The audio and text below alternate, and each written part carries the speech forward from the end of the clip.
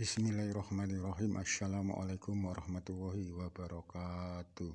Selamat siang pemirsa Liberty. Siang hari ini Liberty berada di ruang utama dari Masjid Kampung Batik Laweyan atau yang dulu dikenal sebagai Masjid Ki Ageng Henis. Masjid ini peninggalan dari Ki Ageng Henis, kakek dari Panembahan Senopati. Usia masjid ini hampir 500 tahun atau berdiri sekitar tahun 1546.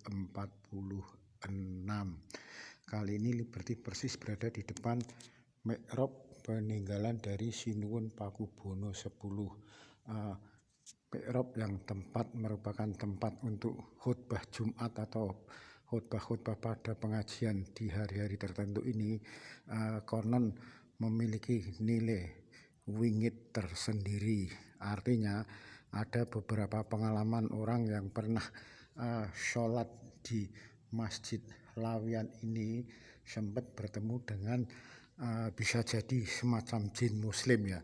Artinya ketika berada di depan dari mimbar ini ada semacam sosok seorang kakek-kakek bersurban serba putih, layaknya seorang ulama pada saat itu yang sempat menyapa langsung keluar.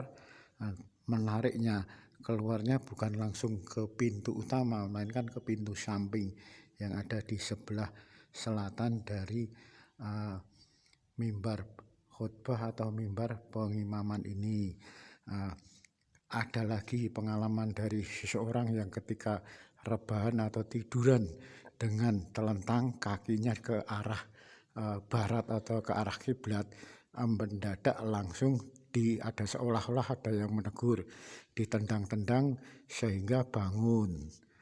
Bisa jadi kalau rebahan atau tiduran di masjid tertua di kota Solo ini sebaiknya boleh rebahan tapi kepalanya ada di sebelah barat, bukan kakinya yang ada di sebelah barat. Ini kondisinya siang hari ini tampak sunyi sekali setelah selesai dari sholat lohor berjamaah. Banyak mereka yang mengaku semacam menemui kejadian-kejadian unik di ruang utama dari Masjid Laweyan ini. Ada yang sempat tidur dibangunkan, diajak salaman, langsung kakek-kakek yang bersurban serba putih itu langsung pamitan dan kembali lagi keluarnya tidak melalui pintu utama yang ada di sebelah timur ini, melainkan langsung keluar dari pintu yang ada di sebelah selatan. Perlu diketahui kebetulan pas di depan atau di sebelah dari Masjid Laweyan ini bersemayam jasad kakek leluhur dari Panembahan Senopati. Beliau adalah Ki Ageng Henis. Ki Ageng Henis sendiri memiliki anak Ki Ageng Pemanan. Selanjutnya Ki Ageng Pemanan memiliki putra bernama Danang Sutawijaya yang akhirnya setelah beberapa tahun tinggal di Pajang, di Kesultanan Pajang, hidup bersama dengan Sultan Hadiwijaya dan biasa bermain di seputaran Kampung Laweyan ini, termasuk di Masjid Laweyan ini, beliau hijrah ke Kutha Gedhe dan mendirikan dinasti Mataram Islam yang pertama.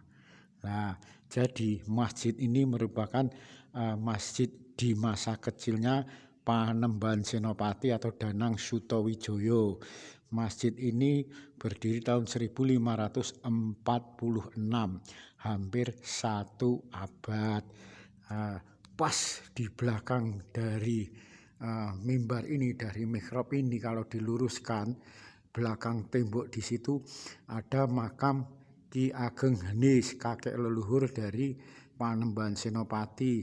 Ada Nyai Ageng Pati, ada Nyai Ageng Pandanaran, juga ada bekas makam dari Sinuwun Pakubono kedua, Keraton Kartasura Hadiningrat yang akhirnya dipindahkan ke Imogiri, dan kotak atau tempat dulunya dimakamkan masih ada di situ, yaitu dari Pakubuwono kedua Kartasura Hadiningrat.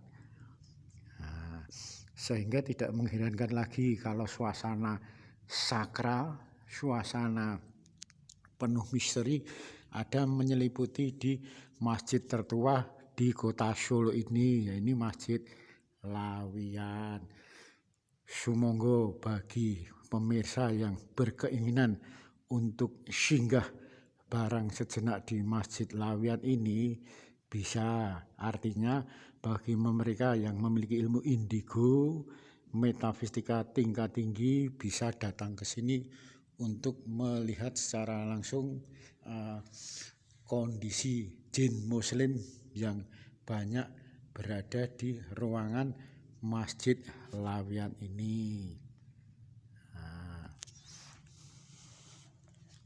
ini merupakan ruang utama dari Masjid Lawiyan.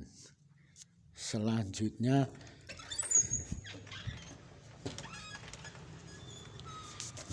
ini merupakan ruang serambi dari Masjid Lawiyan yang usianya sudah hampir 500 tahun yang lalu.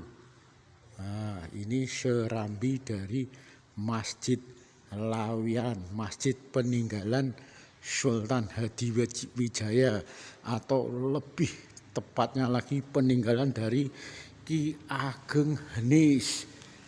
Termasuk kentongan yang kulitnya dari kulit kerbau ini juga usianya sudah ratusan tahun silam. Nah, ini pintu keluar dari Masjid Lawiyan. Bahkan ada cerita dari teman yang suka lelaku spiritual, dulu seringkali tidur di bawah beduk ini dan seringkali mendapati sesuatu yang cukup menakutkan. Kalau tidak diusik atau ditendang-tendang atau kalau enggak dipindahkan ke arah lain. Bisa jadi kalau di sini ada sumur, mungkin bisa jadi dipindahkan ke sumur atau perigi. Pasalnya di sini tidak ada sumur, sehingga langsung tempat wudhunya dengan keran. Nah, banyak sekali terjadi suasana misteri di Masjid Lawiyan, masjid tertua di kota Solo. Masjid ini kebetulan di Kampung Lawiyan ini serba masjid tertua, kampung tertua, makam tertua di kota Solo semuanya ada di Kampung Lawiyan ini. Masjid tertua di Kampung Lawiyan ini. Pemakaman leluhur juga ada di Kampung Lawiyan ini. Makam leluhur yang usianya sudah 500-an tahun lalu. Beliau adalah Ki Ageng Henis.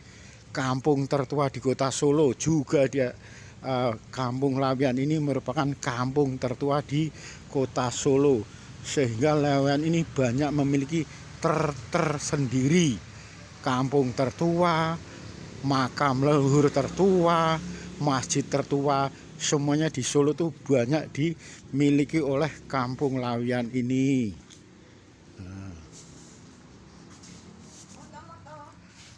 Pasarian Dalem Ki Ageng Henis Lawiyan. Nah, ini suasana pintu masuknya juga masih perpaduan antara agama Hindu, Belanda dan Jawa. Nah, ini menarik sekali bukan? Di Solo itu satu-satunya yang itu merupakan Kampung Lawiyan.